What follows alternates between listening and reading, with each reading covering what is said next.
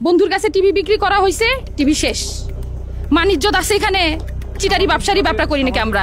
ভয়াবহ যেটা তার একটা সন্ত্রাসী একটা আন্ডারগ্রাউন্ডে যেটা করতেছে অনেকেই জানে না। রিকভারি টিম ওয়ালটনের মধ্যে অনেক আয়না ঘরও আছে, টর্চার সেলও আছে। তারা যা করছে, অর্থলিকা যা করছে তা আমাদের মতো যে ডিলার যারা আছে সবারকে মাইরে করছে এই অর্থলিকা। পরে ওনারা বললো না আপনারা মামলা করবো না, মামলা ছাড়া বহুত কিছু করার আছে, অনেক কিছু করা যায়, আপনারা অন্যভাবে সিস্টেম করবো। আমি সরকার আমলে তারা আমাদেরকে হুমকি দামকি দিয়েছে, জোর করে আমাদেরকে ব্ল্যাঙ্ক চেক নিচ্ছে। একসাথে থাকতে পারি জেল। আমার ছোট বাচ্চা যখন নিয়ে আসার পরে আমরা ধরে নিয়ে এসে বসে থাকা মামলা যে আমাদের জেলে পাঠায়, আমরা 3 মাস জেল খেটছি ভাই। আমরা কি বলবো, আমরা কান্নায় আমার গোটা পরিবার, আমার মা, আমার বোন, আমার সবাই কান্নার আজানি, সবাই মনে অশান্তি ভোগ করছে। 3টা মাস আমার শোরুম বন্ধ, আমার ব্যবসা বাণিজ্য বন্ধ, সব কিছু বন্ধ ভাই।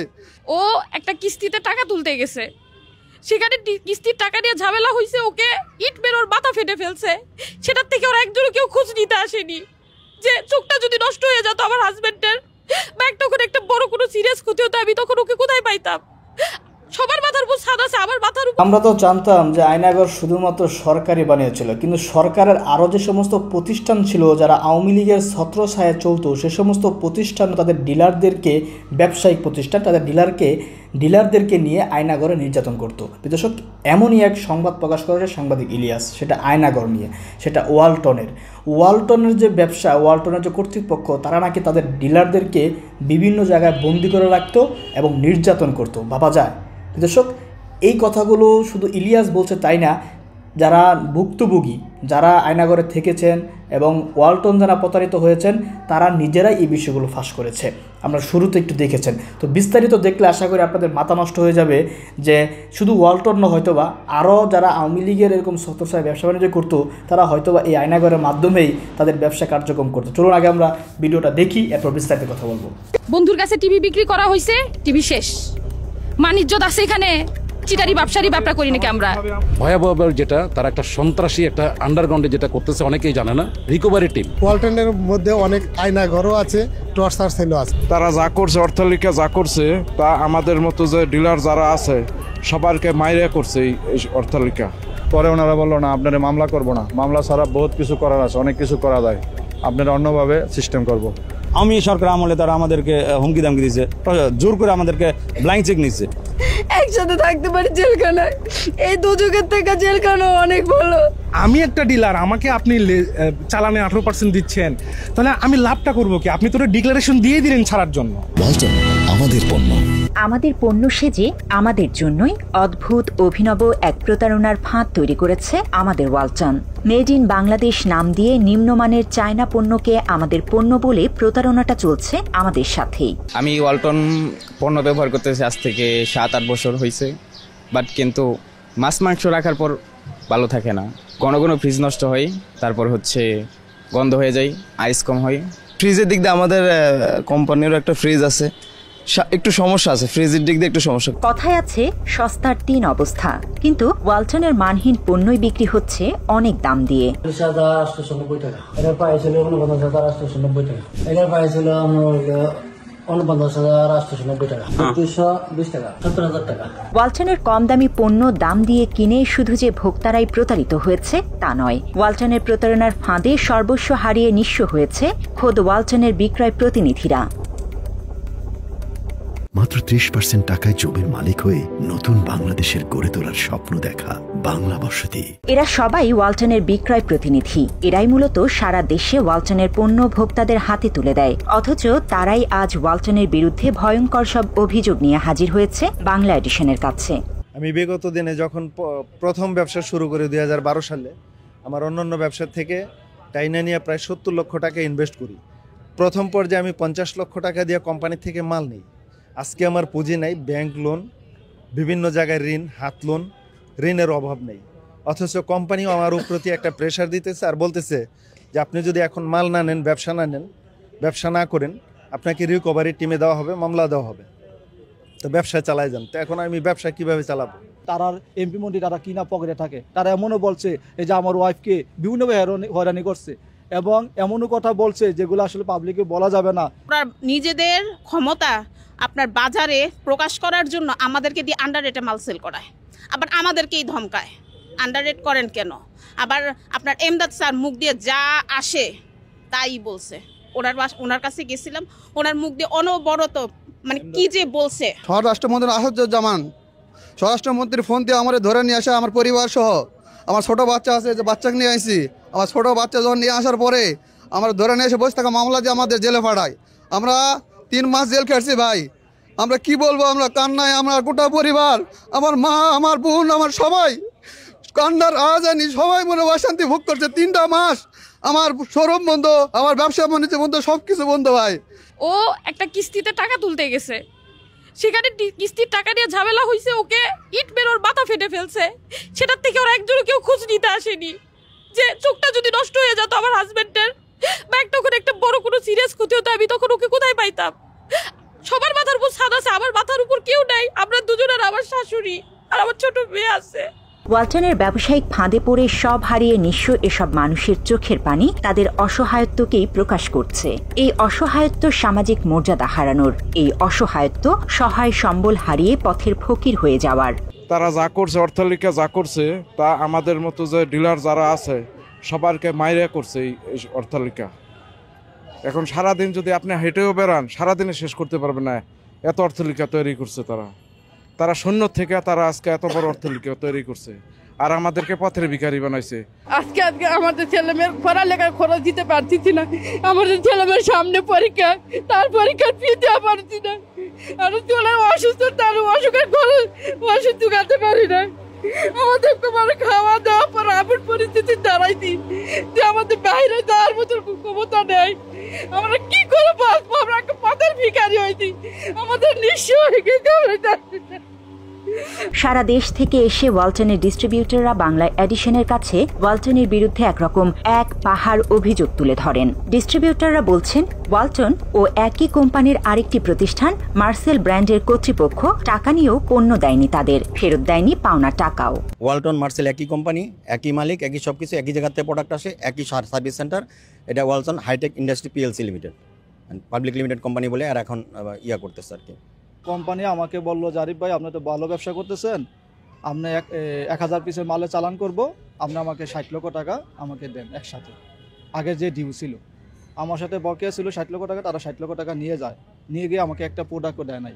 তখন কিন্তু আমি মাঠে বিভিন্ন হোলসেল করার কারণে, মানে পাইকারি ব্যবসা করার কারণে বিভিন্ন ডিলারের কাছে আমি বাকি দিয়ে আমি খুব খারাপ অবস্থায় পড়ে গেছি, যখন যে তারা একসাথে টাকাটা নিয়ে আমাকে একটি প্রোডাক্টও দেয় নাই। বাংলা এডিশনের কাছে ডিস্ট্রিবিউটররা আরও জানান, 2019 সালে 20 লাখ পিস ফ্রিজ বাজারে বিক্রির লক্ষ্য নির্ধারণ করে ওয়ালটন কর্তৃপক্ষ। এই লক্ষ্য পূরণের জন্য ডিলারদের বিশাল কমিশন প্রদানের প্রতিশ্রুতি দেয় ওয়ালটন। এক্ষেত্রে ওয়ালটন ও মার্সেলের পণ্যের জন্য আলাদা আলাদা কমিশন দেওয়ার কথা জানানো হয় ডিলারদের। ওয়ালটনের পণ্যে বিক্রয় মূল্য থেকে 40% এবং মার্সেলের পণ্যের ওপর 45% পর্যন্ত কমিশন প্রদানের প্রতিশ্রুতি দেয় কর্তৃপক্ষ। তবে ডিলাররা অভিযোগ করেন, প্রতিশ্রুতি না রেখে মাত্র 20 থেকে 24% পর্যন্ত কমিশন দেয়া হয় তাদের। আমি টোটাল 2022 সালের মার্চ পর্যন্ত, না সরি 2022 সালের জুন পর্যন্ত 101 কোটি প্লাস মাল বিক্রি করছি মার্সেলের। তো তাদের এমআরপি রেটে 101 কোটি টাকা, কিন্তু আমি কমিশন হিসেবে ধার্য করে দেখি আমি 22 কোটি টাকা পাই। এখন লেজার পরিচালনা করে দেখি যে আমি 12 কোটি টাকা আমার কাছে ডিউ দেখাচ্ছে। আমি যখন তাদেরকে বললাম যে 12 কোটি টাকা কেন, তখন তারা কি করছে, পার্শ্ববর্তী 2-1 ডিলারের থেকে টাকা নিয়ে আমার লেজার দাম কমাই দিচ্ছে, মানে লেজারটা কমাই দিচ্ছে। যেখানে এই 12 কোটি টাকা দেখাচ্ছে, এখানে এসে আমাকে 9 কোটি টাকা দেখাচ্ছে। তো আমি বললাম যে ভাই টাকা তো এইভাবে কি, বলতেছে ভাই আপনি ব্যবসা করতে থাকেন, আমরা এটা সমাধান দিচ্ছি। বাজারে একক আধিপত্য বিস্তার করতে এবং ঘরে ঘরে ওয়ালটনের পণ্য ছড়িয়ে দিতে ডিলারদের ব্যবহার করেছে ওয়ালটন, এমন অভিযোগও করেন ব্যবসায়ীরা। তারা জানান, 20 লাখ পিস ফ্রিজ বিক্রির লক্ষ্য পূরণ করতে নানা রকম অসৎ উপায় অবলম্বনের প্রক্রিয়া চলমান রাখে ওয়ালটন। কোম্পানির প্রতিনিধিরা ডিলারদের না জানিয়ে অন্যান্য ইলেকট্রনিক্স ব্যবসায়ীদের কাছে পণ্য বিক্রি করে। তবে এক্ষেত্রে ডিলারদের কোড ব্যবহার করে পণ্য দেয়া হয় অন্য ব্যবসায়ীদের। ওই পণ্যের দাম আবার ডিলারদের নামে ওঠায় ওয়ালটন। ফলে পণ্য ক্রয় না করেই দাম দিতে হয় ডিলারদের, আর ভুতুরে এই দাম শোধ করতে যেয়েই পথের ফকির হয়েছেন তারা। এরা আমাদেরকে হোলসেলের একটা ওই কুপরামর্শ দিয়ে সেটা সাব ডিলারকে দিয়ে তারা মালটা বিক্রি করাইছে। সেই মালটার মধ্যেও সমস্যা হলো, ধরেন আমি আপনার মাল আমাকে যে তার ইনভয়েস করছে বা চালান করছে, সেই চালান আমাকে কতটুকু চালান করছে সেটাও আমাকে অথেন্টিক জানায় নাই, কিন্তু লেজারের মধ্যে দেখা যাচ্ছে আপনার বিশাল অ্যামাউন্ট ধরাই দিয়েছে। এখন আমার যে টাকাটা দিছি, আমরা তো যখন তাদের কাছে লেজার চাইছি, ভাই আমি তো টাকা আপনাকে দিছি, আমার হিসাবটা দেন, বলে ভাই হিসাব লাগবে না, মাল নিতে থাকেন আর বেচতে থাকেন। ওয়ালটন চাইতো না কোনো কোম্পানি বাংলাদেশে ব্যবসা করুক, একক 90% শেয়ার। এমনকি আমরা লড়াই করে, এমনকি আমরা যখন ওয়ালটন শুরুর দিকে যখন ওয়ালটন প্রোডাকশন করে মাল বিক্রি করে, আমরা বিক্রি করি, তখন কিন্তু আমরা কাস্টমার মাইরেও খাইছি। 1920 সালে যখন আপনার 20 লাখ ফ্রিজ বিক্রি করার তাদের অ্যাটমটা নিল, সে 20 লাখ ফ্রিজ বিক্রির সাথে এরা আপনার, আমি যে কয়টা ফ্রিজ পাইছি সেটা আমার কাছে চালানো নেয় নাই, আমার কাছে তখন লিখিতেও নেয় নাই, কিন্তু লেজারের ভিতরে বিশাল অ্যামাউন্ট সেখানে ঢুকাই দিছে। সারা দেশ থেকে আসা এসব ব্যবসায়িক ডিলাররা বাংলা এডিশনকে আরো জানান, তাদের নামে বিভিন্ন সময় পণ্য ক্রয়ের ভুয়া রসিদ তৈরি করে ওয়ালটন। পরে সেই অনুযায়ী তাদের বিল পরিশোধ করতে চাপ দেয় প্রতিষ্ঠানটি। ব্যবসা টিকিয়ে রাখতে ওয়ালটনের এমন চাপে পড়ে ব্যাপক ব্যাংক ঋণে জর্জরিত হয়ে যায় ডিলাররা। পরে সময় মতো সেই ঋণ পরিশোধ করতে না পারায় উল্টো আরো চাপ বাড়ে তাদের। এই অবস্থায় মামলা দিয়ে এসব ব্যবসায়ীদের হয়রানি করে ওয়ালটন। এতে করে সামাজিকভাবে হেয় প্রতিপন্ন হতে হয় ব্যবসায়ীদের। কেউ কারাভোগও করেছেন। অনেকের অভিযোগ, ব্রিটিশ ইস্ট ইন্ডিয়া কোম্পানির মতো ব্যবসায়ীদের শুষে নিচ্ছে ওয়ালটন। ইস্ট ইন্ডিয়ার মতো তারা আমাদের দিয়ে বিজনেস করাবে, আমি বিজনেস করে লস খাইছি, আমার ছেলে মেয়েদের বিজনেস করাবে, এটা তাদের একটা প্ল্যান আর কি। আমার কাছে 5 কোটি টাকা পায় বা 6 কোটি টাকা পায়, আমি তো টাকা দেওয়ার সক্ষমতা আমার নাই, তাহলে কি করতে হবে, আমি বিজনেস করে যাব, আমার ছেলে মেয়েরাও বিজনেস করে যাবে। মানে এটা ইস্ট ইন্ডিয়ার মতো একটা থিওরি আর কি। 7 কোটি 64 লক্ষ টাকা আমরা পাই, এই বলে আমরা লিগাল নোটিশ পাঠাই। উইথ 12টা চেকের পাতা ছিল, চেকের পাতা নাম্বার দিয়ে 12টা চেক আমি এই 15 দিনের মধ্যে ফেরত চাই, এই বলে আমি লিগাল নোটিশ দিই। এই লিগাল নোটিশের পরই তারা আমাদের মামলা করে দিয়ে আমার গোটা পরিবার সহ হেনস্থ করে আমরা 3 মাস জেল কাটছি। ভাই এত কষ্ট, এটা কথা বলা যাবে না ভাই। ওনারা বাটপারি চিটারি করবে, আর এগুলো বলতে গেলে আমাদের দোষ, আমাদের নামে মামলা দিবে। এখন আমরাও তো মামলা দিছি, কোর্টে তো আমরাও মামলা দিছি, কোর্ট তো প্রমাণ দেখবে, প্রমাণ নিয়েই তো ঘুরতেছি। ওনারা এগুলো দেখবে না, তো দেখবে কে আমাদের এই বিষয়গুলো দেখবে কে? মামলা, ব্যবসায়ীদের নানাভাবে জিম্মি করা, এসব করতে অন্যরকম একটা ফাঁদ তৈরি করে ওয়ালটন। ডিলাররা জানান, ওয়ালটন এবং মার্সেল কোম্পানি তাদের কাছ থেকে ব্যাংক চেক এবং ফাঁকা স্ট্যাম্প পেপারে জোর করে বিভিন্ন কৌশলে স্বাক্ষর নেন। ফলে নিরুপায় হয়ে বিভিন্ন সময়ে ওয়ালটনকে বাড়তি টাকা দিতে বাধ্য হয় তারা। মামলা, হুমকি দামকি, প্রশাসন, আমি সরকার আমলে তারা আমাদেরকে হুমকি দামকি দিয়েছে, জোর করে আমাদেরকে ব্ল্যাঙ্ক চেক নিছে, ব্ল্যাঙ্ক স্টাম্প নিত, লিখিত স্টাম্প নিতে হবে, তখন আমরা দিতে বাধ্য হইতাম, তখন আমরা বাধ্য হইতাম। এবং পেট আমাদের যে দোকানে পেট আছে, ব্ল্যাঙ্ক পেটের মধ্যে আমাদের সিগনেচার নিয়ে রাখছে। ওয়ালটনের এসব অসঙ্গতি তুলে ধরার পাশাপাশি ব্যবসায়ীরা বাংলা এডিশনকে বলেন, বাংলাদেশি পণ্য বলে প্রচার করলেও ওয়ালটনের বেশিরভাগ যন্ত্রাংশ নিয়ে আসা হয় চীন থেকে। তারা বলে যে আমরা তৈরি করতেছি, কিন্তু আসলে এর ভিতরের খবরটা আমরা হয়তো বলতে পারবো না। এটা ওরা বাইরে থেকে নিয়ে এসে এটাকে সংযোজন বিয়োজন করে জোড়াতালি দিয়ে চালায় দেয়। আমি যতটুকু জানি তারা বেশিরভাগ পণ্য চায়না থেকে নিয়ে আসে, এলইডি বিশেষ করে। আর এলইডিটা বোধহয় ওনারা যেখান থেকে নেয়, স্যামসুই কি আকাই থেকে ওনারা প্রোডাকশন করে নেয়।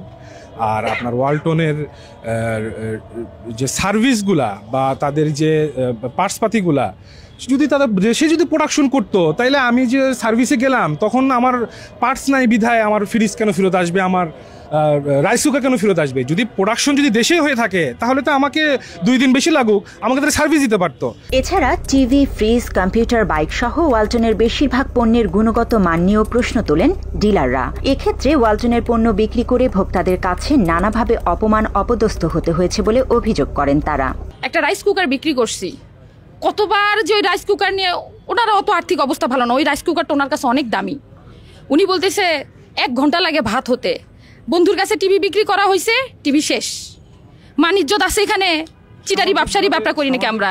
এখনো যেগুলো প্রোডাক্ট, যেমন মোবাইল যদি কেউ বলা হয় যে ওয়ালটনের ফোন ব্যবহার করেন, তারা আগেই বলে যে না ভাই, ওয়ালটনের ফোন কখনো ব্যবহার করা যাবে না, আপনাদের ফোন গরম হয়ে যায়, আপনাদের ফোনে চার্জ থাকে না, আপনাদের অনেক সমস্যা। ইন্টারন্যাশনাল ব্র্যান্ডের একটা ফ্রিজের সিস্টেম হচ্ছে আপনার 25% বা 30% ডিপ থাকবে, 70% নর্মাল থাকবে। তারা করে 50-50 বা 55% ডিপ করছে, আপনার 45% নর্মাল করছে। এই ক্ষেত্রে প্রোডাক্ট নষ্ট হবে, খাবারে গন্ধ হবে, কিন্তু তারা কিন্তু এটা মানতে রাজি না। দায়ভার দিয়ে দেয় দোকানদারের উপরে, যত ঝামেলা দোকানদার, তাদের কোনো কিছু না। ওয়ালটন তাদের পণ্যে বিভিন্ন মেয়াদের ওয়ারেন্টি দেওয়ার কথা বললেও সেটি মানা হয় না কখনোই। সার্ভিসের নামে হয়রানি করা হয় গ্রাহক। গ্রাহকদের। হোম সার্ভিসের নিয়মের কথা বলা হলেও সেই সেবাও দেয় না ওয়ালটন। একই সঙ্গে নিয়ম না মেনে হুটহাট পণ্যের দাম বাড়িয়ে জিম্মি করা হয় ব্যবসায়ীদের। এত সব অভিযোগও করেন ডিলাররা। সার্ভিসের ক্ষেত্রে গেলে একটা সার্ভিস একবারের জায়গায় দুইবার গেলে ওই দিন সার্ভিস করে দিচ্ছে, এটা আপনারা ইচ্ছা করে নষ্ট করছেন। কাস্টমারের দোষ দেয়, আপনার প্রোডাক্ট যে খারাপ সেটা তারা মানতে রাজি না। খারাপ দোকানদার খারাপ, খারাপ কাস্টমার। আর এত বড় কোম্পানির সাথে আমাদের মতন সাধারণ পাবলিক গিয়ে তো কোনো কিছু বলার ক্ষমতা আমাদের নাই। বলা হয় যে বাসায় যে হোম সার্ভিস দেওয়া হবে, কিন্তু সার্ভিস সেন্টারে তারা আগে টাকা নেয় যে আপনার এই সার্ভিস বাবদ এত টাকা, 500 টাকা দেন, জমা দেন, তারপর আপনাকে ফোন দিয়ে বলা হবে যে আপনার জিনিসটা কি কি লাগবে। এরকম পাবলিকের কাছে গেলে এই জন্য আস্তে আস্তে পাবলিকের আস্থা অনেক কমে গেছে। এদের এমন একটা পলিসি যে মানে অনেক সময় দেখা গেছে পণ্যের দাম কমাই দিছে, বিভিন্ন অফারতে দাম কমানো হচ্ছে। আমার কয়েকবার দেখা গেছে একবার 83 পিস এলইডি দিয়ে আগের দিন এলইডি দিছে, পরের দিন 3000 করে দাম কমাই দিছে। তাহলে আমাকে 3 দিন আগে প্রোডাক্ট দিল ধরুন 40,000 টাকা একটা এলইডি দাম, পরের দিন ওরা দাম কমাই দেবো 37,000 টাকা। তার প্রত্যেকটা এলইডি যে 3,000 টাকা আমাকে দাম বেশি, এগুলো আমি প্রোডাক্টটা বিক্রি করবো কোথায়? 2022 সালে জানুয়ারি মাসের প্রথম 20 দিনে তারা 18 থেকে 20 বার দাম বাড়াইছে। 18 থেকে 20 বার দাম বাড়াইছে। কি সমস্যা? ডলারের দাম বেড়েছে। তো ডলারের দাম বাড়ছে, তুমি আজকে যে মালটা কিনে নিয়ে আসতেছো সেটা তুমি 3 মাস পর প্রোডাকশন করবা, 3 মাস পর দাম বাড়তে পারে। তুমি যে মালটা আমাকে এখন দিচ্ছ সেটা তো তুমি 3 মাস আগে নিয়ে আসো নাই। তো তারা আমাদের মাধ্যমে অনেক বাটপারি করছে, আমরা কিছু বলি নাই, কারণ তারা অনেক বড় কোম্পানি। এত অভিযোগ থাকা সত্ত্বেও আওয়ামী লীগ এবং প্রশাসনের ভয় ভীতি দেখিয়ে ব্যবসায়ীদের নিয়ন্ত্রণ করতেন ওয়ালটন কর্তৃপক্ষ, এমন দাবি করেন ব্যবসায়ীরা। কোনো কিছু বললে আইনের ভয়, এই করবে সেই করবে, কারণ তারা তো আমার আয়নাগর সহ দেখাই আনছে যে ইয়ে করে রাখলে আপনি কি করবেন। আসলে তো এদের বিরুদ্ধে কোনো কিছু করার আমার ক্ষমতা নাই। একটা কোম্পানি 15 বছর টিনের ব্যবসা থেকে আজকে হাজার হাজার কোটি টাকা মালিক হয়, 15 বছর তাদের এত গ্রোথ, এই আওয়ামী লীগের ছত্রছায়া তারা এই গ্রোথগুলো করছে। এছাড়া আলোচনা করার নামে ব্যবসায়ীদের ওয়ালটনের প্রধান কার্যালয় নিয়ে নানাভাবে ভয়ভীতি দেখানো হতো বলেও জানান ডিলাররা। তারা বলেন ওয়ালটনের নিজস্ব টর্চার সেল রয়েছে, আর সেখানে নিয়েই সাবেক প্রশাসনের বিভিন্ন কর্মকর্তাদের দ্বারা নির্যাতন করা হতো তাদের। গ্লাস কালারের রুম আছে, রুমের মধ্যে আমাকে নিয়ে প্রায় 12-13 জন, আপনার যে সাবেক এসপি থাকে, তারপরে সাবেক আপনার ওসি, আবার হচ্ছে গিয়ে আওয়ামী লীগের কিছু ক্যাডার ম্যাডার ওরা আমাকে নিয়োগ দিয়ে রাখছে। তাদের হেড অফিসে একটা আয়নাগর বা একটা টর্চার সেলের মতো আছে। আমি একদিন গিয়েছিলাম সেখানে, আমাকে ডেকে নিয়েছিল যে আপনার কাছে এত টাকা পায়, আপনি সেইগুলা পরিশোধ করেন। কিন্তু ওই টর্চার সেলে গিয়া সেখানে কাদের বসাইছে জানেন? অবসরপ্রাপ্ত ম্যাজিস্ট্রেট, অবসরপ্রাপ্ত এসআই, অবসরপ্রাপ্ত জজ সাহেব, এদেরকে বসানো হয়েছে। কারণ কি? ওই যে তাদের সাথে লিঙ্ক আছে, পরবর্তীতে যারা এখন বর্তমানে দায়িত্বপ্রাপ্ত আছে তাদের সাথে তো তাদের লিঙ্ক আছে। এখানে তারা বসে 8-10 জন, একজন বলে উনি সাবেক ওসি, আরেকজন হলো সাবেক এসপি, এভাবে তারা 8-10 জন বসে আর আমাদেরকে 1 লাখ টাকা ডাকে আমাদেরকে ব্রেন টর্চার, বিভিন্ন প্রশ্ন, ওখানে প্রশ্ন জর্জরিত করে ব্রেন টর্চার করে আবার আপনার টাকা ঢুকান, আবার নতুন করে টাকা দেয় এবং স্টাম্পের মধ্যে লিখিত নিত। ওরা ওইখানে আমাদের একজন 1-to-1 কথা বলে নিয়ে যায়। নিয়ে যাওয়ার পরে ওদের ওইখানে ওরা 10-12 জন থাকে, বিভিন্ন জন বিভিন্ন ধরনের কথা বলে, বিভিন্ন ধরনের হুমকি দেয়। এতে দেখা গেছে আমাদের অনেকেরই মানসিকভাবে, শারীরিকভাবে এবং সম্মানহানি করেছে। ইভেন আমাদের এক ভাই আছে, তাকে তারা গায়েও হাত তুলেছে। অবসরপ্রাপ্ত ওসি, এসপি, আগে নাকি মেজর ছিল, এরাই বিভিন্ন ধরনের অফিসাররা আইসা মানে আমি একা, তারা যখন এইভাবে গুল করে বসে আমার কথা বলে, বিভিন্ন ভয়ভীতি দেখায়, আমি তো ওই ভয়ভীতির কারণ না, তারপর আমার ভয়ভীতি দেখাইছে, অনেক ভয়ভীতি দেখাইছে, আমার গায়ে হাতও তুলছে। ওয়ালটনের চেয়ারম্যান এবং কর্তৃপক্ষের কাছে বারবার অভিযোগ দেওয়া সত্ত্বেও কোনো প্রতিকার পাননি ব্যবসায়ীরা। এটা তো টোটাল ম্যানেজমেন্টই জড়িত ভাই, কারণ একটা পলিসি করতে গেলে কোম্পানি ঊর্ধ্বতন কর্মকর্তা ছাড়া তো কোনো পলিসি আপনার অবলম্বন করতে পারে না। তাদের তো বিভিন্ন টিম আছে মার্কেট পর্যবেক্ষণ করে, কিন্তু তাদের কাছে যাইলে হয়তো 2-4 জন খারাপ করছে। 2-4 জন যদি খারাপ করে থাকে, দেশে হাজার হাজার ডিলার ক্ষতিগ্রস্ত কিভাবে হইল? 23 সালের ফেব্রুয়ারিতে এসে আমি বন্ধ করে দিই, ভাই আমি আপনাদের হিসাব অনেক গরমিল পাইতেছি, আমি আর সেল করব না। তখন তারা আমারে ডেকে নিয়ে গেল তাদের রিকভারি টিম হলো মালিক পক্ষের চাস্তো ভাই, সম্ভবত জাহিদ ওনার নাম, ফুয়াদ, আরও কয়েকজন মার্কেটিংয়ের কয়েকজন, 7-8 জন মিলে আমার এমনভাবে প্রশ্ন করলো, আমি যেমন মানুষটা আমি অমানুষ, যা থা ভাষা, খারাপ ভাষা, বাজে আচরণ, যা করার তাদের তাই তারা করছে। এই অবস্থায় বিচার না পেয়ে সম্প্রতি ওয়ালটনের বিরুদ্ধে প্রেস ক্লাবের সামনে মানববন্ধন করেছে ভুক্তভোগী ব্যবসায়ীরা। তবে স্বতঃস্ফূর্তভাবে বিচার চাওয়ারও উপায় নেই নিরুপায় ক্ষতিগ্রস্ত ডিলারদের। ওয়ালটনের বিরুদ্ধে কোনো আন্দোলন করলে ভুক্তভোগীদের বিভিন্ন মাধ্যমে হুমকি দেয়া হয়। মানুষ একসাথে হয়ে মাঠে নামবে, তখন কি কোম্পানির আরো ভালো হবে? কোম্পানির ডিসিশন নিলে আমি কি বলতে পারি? এটা কিন্তু রোল কয় নাই, আমি সরাসরি ম্যানেজমেন্টের বড় লেভেলে করতে। তো আমি আপনার যেটা অ্যাডভাইস করবো যে আপনি থানায় একটু যোগাযোগ রাখবেন, মানে আপনার যে নিকটস্থ থানায় যে ওখানে কোনো ওয়ারেন্ট আসে কিনা, আপনি লোক লাগিয়ে রাখবেন থানার মধ্যে। 2008 সালে বাণিজ্যিক কার্যক্রম শুরু হবার পর থেকে গেল 15 বছর ধরে ব্যবসার নামে চলছে ওয়ালটনের এই মহা প্রতারণা। তারপরেও তাদেরকে কিছুই বলা যায়নি, কারণ আওয়ামী লীগের রাজনৈতিক ক্ষমতা কাজে লাগিয়ে ডিলারদের উপর চালিয়েছে স্টিম রোলার। গণমাধ্যমের সামনেও নিজেদের করুণ গল্প শোনানো যায়নি, তাদের মুখ বিজ্ঞাপনের টাকায় বন্ধ ছিল। আজকে আমরা যারা পথে বসেছি বা নিঃস্ব হয়েছি তার মূল কারণ আওয়ামী লীগ সরকারের মাধ্যমেই করেছে। আমরা যদি কখনো কোনো অভিযোগ করতাম তখন তারা আওয়ামী লীগের ভয় দেখাতো বা বিভিন্ন রকমের হুমকি দিত।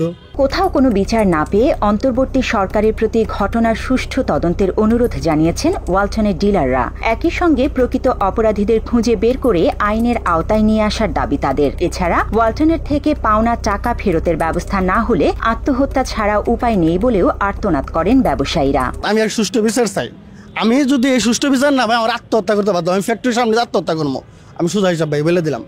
অনুরোধ করে বলবো মাননীয় সরকারকে অন্তত আমাদের ন্যায্য দাবি চাই, অন্য কিছু আমরা চাই না। আমাদের সুব্যবস্থা করে দেয় আমাদের মাননীয় সরকার। আমাদের পাওনাটা বুঝাই দিলে হইব।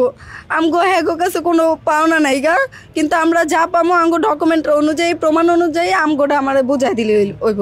এটা একটা বিচারের আওতায় নিয়ে আসা এবং আমাদের যারা ডিস্ট্রিবিউটর আসি, যারা ডিলাররা আসি, তাদের একটা দাবি যে আমাদেরকে অবশ্যই ওয়ালটনের পুনর্বাসন করা এবং আমাদের ক্ষতিপূরণ করে দিয়ে দেন। আমরা ন্যায্য অধিকার আমাদের চাই, আমরা আমাদের সম্মানটুকু আমরা ফিরে চাই। আমরা যেন আমাদের সন্তানদেরকে নিয়ে যেন দুটা খায়ে যেন আমরা বাঁচতে পারি, আমাদের সেই সুযোগটা করে দিতে হবে। যে পার্সেন্টেজ তারা দেওয়ার কথা ছিল ওগুলো অ্যাডজাস্ট করে দিলে কোম্পানি থেকে প্রত্যেকটা ডিলারই কোনো না কোনো অ্যামাউন্টের টাকা পাবেই। আমি এটা সুষ্ঠু তদন্ত চাই।